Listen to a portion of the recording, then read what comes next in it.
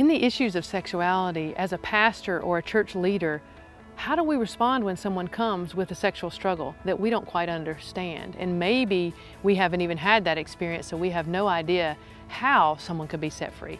How do we get them help? How do we give them hope? What do we do as leaders of the church? And I believe this event, Amazing Love Event, will bring about so much support for the church and for church leaders, not only to hear that transformation is possible, and there are hundreds of people whose lives have been transformed. When you start talking about transformation, when you put it in the hand of God, in that nail-scarred hand that will hold you closer than your lover, your friend, your mother, or your brother, He will change your life. I grew up in the church, a pastor's son. My grandfather was a pastor, but I had never heard of anyone coming out of homosexuality. I heard people say that God could do anything, that there was nothing impossible with God.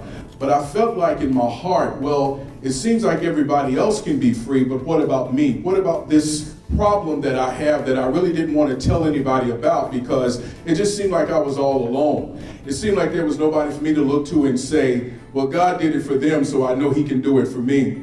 That there's hope in being able to lead someone to freedom, but also resources. How do we learn and understand more about the hidden issues of pornography addiction, of same-sex attraction? What do we do with those in our congregation? How do we become a safe place? This is so important for the church, to become a safe place.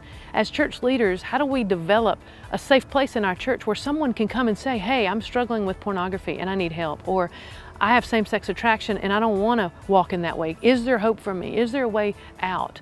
Or, hey, my son or daughter has told me that they're homosexual and we don't know what to do in the church. How do we react? Do we say you can't come in until you get cleaned up? No, we allow folks to come in and meet Jesus and fellowship with us, and we give them hope. 21, I got saved, August 1978, after a year of being convicted by the Holy Spirit. A year I was in a relationship, I felt like I was at home, and this is wonderful. We go to the bars, it's just happy time, wait for Friday to be drunk and start all over again.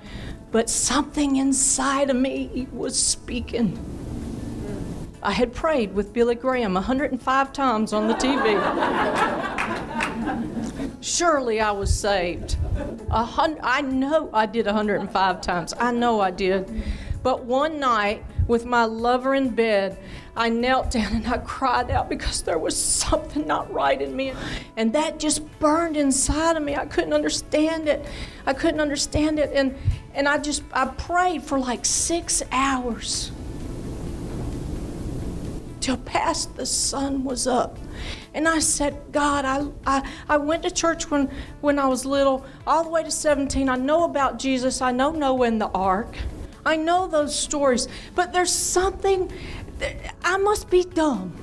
I must be stupid. I need it right here in my face, God. Not 2 hours later, associate pastor from Victory Baptist Church knocked on my door.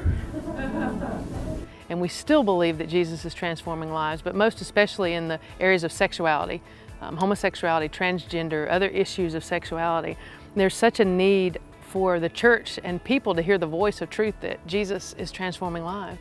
This has not happened anywhere where hundreds and hundreds of people have come together to give their testimony of God's transforming power in the issues of sexuality. So how do you get involved? I want you to be involved any way you can, whether that's volunteering, whether you want to give your testimony, whether you have that testimony but you don't desire to speak but you want to be there to support and just be a part of it, whether you want to be on the intercessory prayer team, whether you can give financially. There's lots of ways to be involved, and we need your help, and we need you to come and be a part and to support this event and to hear and to tell your friends so that the church can be strengthened, so believers can be strengthened, and people can have hope in ways that they've never had this kind of hope for.